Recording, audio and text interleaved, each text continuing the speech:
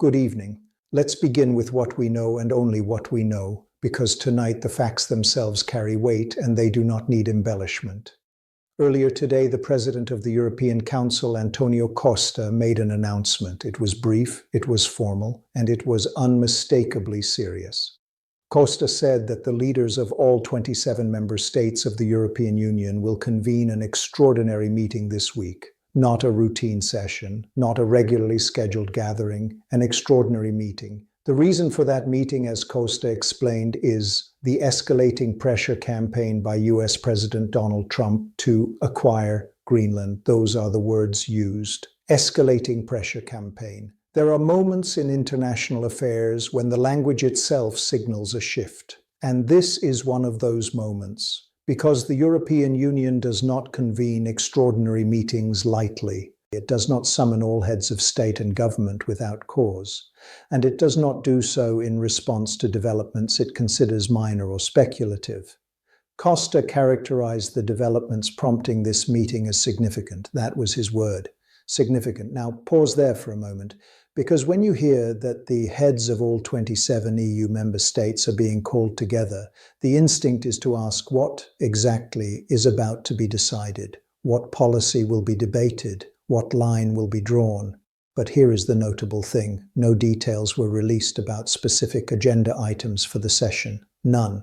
No list of proposals, no outline of resolutions, no preview of decisions, just the meeting, just the reason, and just the acknowledgement that something unusual is happening. And sometimes that absence of detail tells you as much as the details themselves. This meeting is explicitly tied to President Trump's pressure campaign regarding Greenland. Not trade broadly, not defense policy in general, not transatlantic relations as an abstract concept. Greenland. That specificity matters because it frames the conversation tightly, deliberately, and without ambiguity. Now, let's be careful here. We are not told what form that pressure campaign has taken in recent days. We are not told what communications have occurred or what demands have been made or how those demands have been conveyed. We are told only that the pressure is escalating and that it has reached a point where the European Union's leadership has deemed it necessary to bring everyone into the same room this week.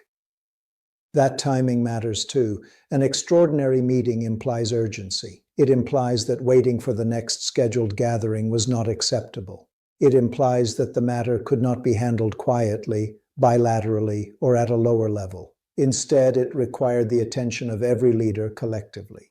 Costa said the meeting will address the diplomatic and economic implications of President Trump's actions. Diplomatic, economic. Those words are doing a lot of work. Diplomatic implications suggest relationships, norms, and international conduct. Economic implications suggest markets, resources, and material interests. But again, we are given no specifics, no numbers, no projections, no scenarios, just the acknowledgement that these implications exist and that they are serious enough to warrant this response. There is a kind of restraint in that. A careful withholding, and it's worth noticing.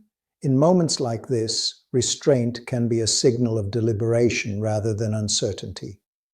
It can mean that conversations are underway and that the public accounting will come later.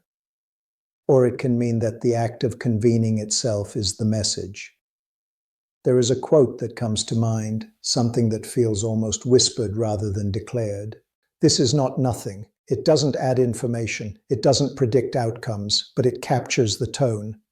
Because when all 27 leaders are called to an extraordinary meeting, it is by definition not nothing.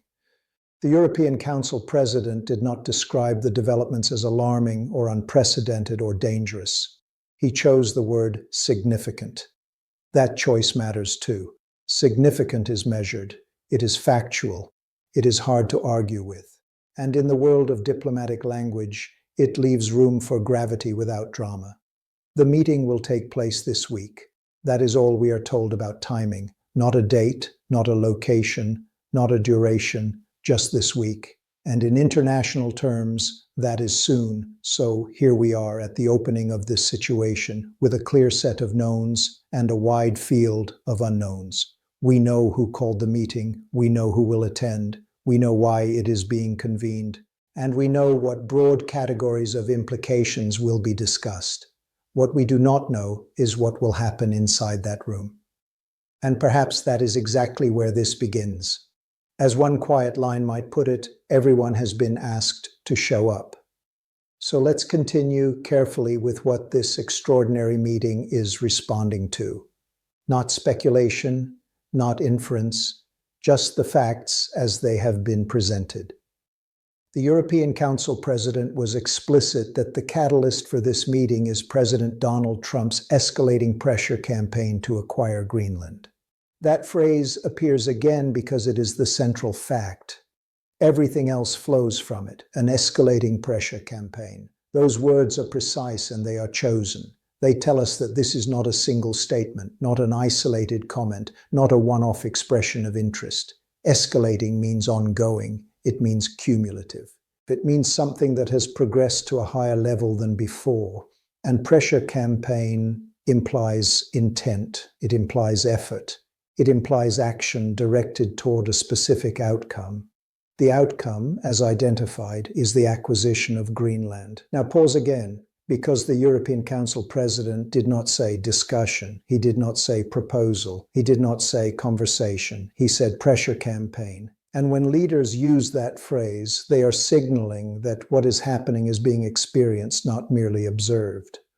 The meeting, Costa said, is intended to address the diplomatic and economic implications of these actions. Diplomatic implications come first in that sentence. And that ordering is worth noting.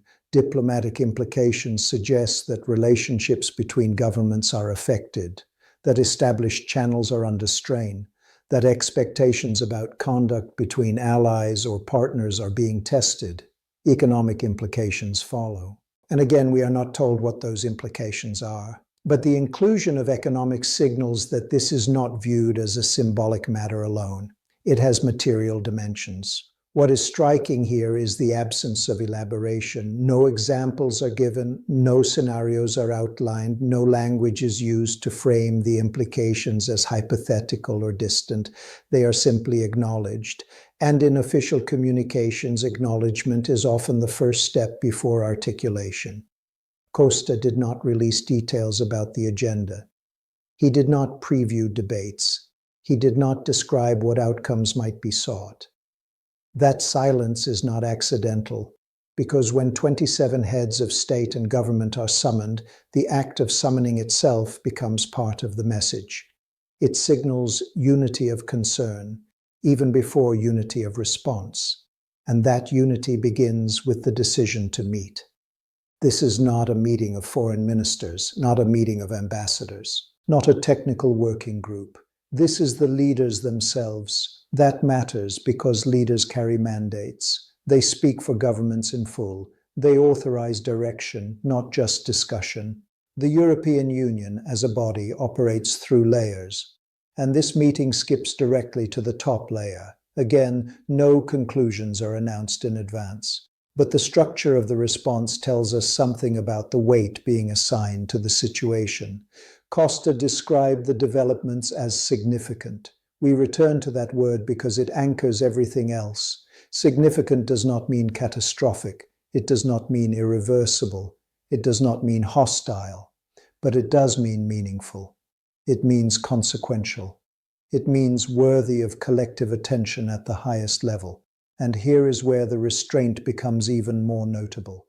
There is no language of escalation from the European side in this announcement. No threats, no warnings, no counter-demands. Just a meeting. That is often how institutional responses begin. With a gathering, with listening, with alignment. And it is worth saying out loud that the European Council President is not acting alone here.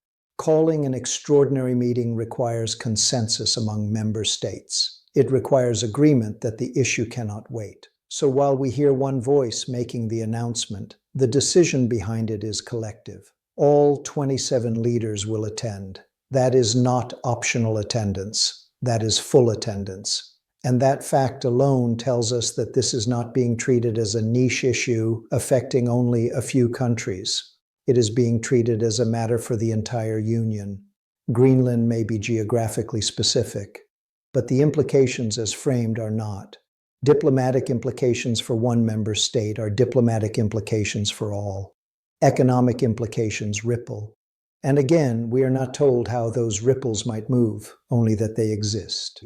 There is a quote that fits here, something that feels like it belongs in the quiet space between sentences. This requires everyone. It doesn't add detail, it doesn't explain motive, but it captures the posture. The European Council President chose to make this announcement publicly. That choice matters too. This was not leaked. It was not hinted at through unnamed sources. It was stated. That means the European Union wants it known that it is responding, not with a statement alone, but with a convening of leaders. Public acknowledgement creates a record. It signals seriousness without revealing strategy. And strategy at this stage remains undisclosed.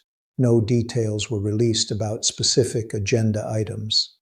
That line bears repeating because it is doing important work. It tells us that the conversation is either still forming or intentionally being kept private. Both are possible. Both are consistent with how such meetings are often handled. What we do know is that the meeting is framed as a response, not a preemptive move, not a theoretical discussion, a response, which implies that something has already occurred or is occurring that demands it. And yet, the announcement avoids inflammatory language. It avoids attributing motive. It avoids assigning blame beyond stating the source of the pressure campaign. President Trump's actions. That is the factual attribution. No adjectives are attached. No character judgments are made. This is an institutional voice speaking institutionally, and that tone is deliberate. Because the European Union operates on process, on meetings, on collective deliberation. And in moments of stress, it often responds by bringing everyone together and letting the structure do its work. So at this point in the script, we are standing just outside the door of that extraordinary meeting. We know why it is being held. We know who will be inside. We know when it will occur. We do not know what will be said. We do not know what will be decided, and we do not know what will follow. But we know that something significant has prompted this moment. And sometimes in international affairs, that is the moment to pay attention. Not when the outcome is announced, but when the room is first assembled. As one understated line might put it, this is where they talk. And now we come to the closing section, where the process itself becomes the point. Because at this stage, there is no outcome to report. There is no resolution to read aloud. There is no communiqué yet released. What we have instead is a moment that has been formally marked. An extraordinary meeting, all 27 leaders, this week, called in response to President Donald Trump's escalating pressure campaign to acquire Greenland. That is the full frame, and staying inside that frame matters. The European Council President has told us what prompted this meeting and what broad areas it will address. Diplomatic implications, economic implications, nothing more, nothing less. There are no specifics about how long the meeting will last. No indication of whether it will conclude with a statement. No suggestion of whether additional meetings might follow. And that absence is not a gap to be filled. It is part of the factual record. In institutional terms, this is a pause before articulation. The European Union has chosen to respond not with immediate public demands or declarations, but with a gathering of its highest decision-makers. That choice reflects how this body operates when faced with developments it deems significant. And again, that word matters. Significant is not casual language. It is not filler. It is a signal that the issue has crossed a threshold of importance. The meeting is described as extraordinary because it departs from normal scheduling. It interrupts routine. It rearranges calendars. And leaders do not rearrange calendars lightly. This is not a meeting convened to explore a hypothetical. It is convened to address implications that are already understood to exist. Diplomatic implications mean something is at stake in relationships between governments. Economic implications mean something is at stake in material terms. Those two categories alone are enough to explain why all leaders are being asked to attend. And yet, there is restraint here, measured language, careful phrasing. No details were released about specific agenda items. That sentence stands as a boundary line. Everything beyond it remains internal, at least for now. It is worth noting that this announcement does not describe the meeting as confrontational. It does not frame it as a response aimed at escalation. It is framed as a response aimed at addressing. That distinction is subtle but important. Addressing implies engagement, it implies examination, it implies coordinated consideration, and that is what this meeting represents. 27 leaders sitting together, prompted by a single set of developments, acknowledging that those developments have reached a level that requires collective attention. That is the fact. There is no mention of Greenland's status beyond the reference to acquisition. No mention of timelines, no mention of negotiations. The announcement does not speculate about success or failure. It does not forecast outcomes. It simply states that pressure is being applied, that the pressure is escalating, and that the implications of that pressure warrant an extraordinary meeting. In some ways, this is diplomacy at its most formal. Everything is precise. Everything is bounded. And that precision is what allows institutions to function under strain. The European Council President did not offer commentary beyond the announcement. He did not elaborate on personal views. He did not characterize intentions. He characterized developments. And that is an important distinction, because when institutions speak through their leaders, they often do so in a way that preserves room for process, room for discussion, room for alignment. This meeting creates that room. It brings all relevant voices into one place. It ensures that whatever is said next, it is said with shared awareness. That is often the purpose of such gatherings. And while the public may want clarity immediately, institutions often move first by establishing internal clarity. That appears to be what is happening here. There is a quote that feels appropriate at this point, something quiet and grounded. First, we meet. It doesn't add information. It doesn't resolve tension, but it captures the sequence. Because before statements come meetings. Before decisions come discussions. Before outcomes come acknowledgements. This announcement is an acknowledgement. It acknowledges that President Trump's actions are being taken seriously at the highest levels of the European Union. It acknowledges that the implications of those actions extend beyond bilateral considerations. And it acknowledges that the appropriate response at this stage is collective deliberation. Nothing in the announcement suggests panic. Nothing suggests haste without thought. But nothing suggests indifference either. An extraordinary meeting is, by definition, an interruption. And interruptions tell us where attention is being directed. This week, the attention of 27 leaders will be directed to this issue.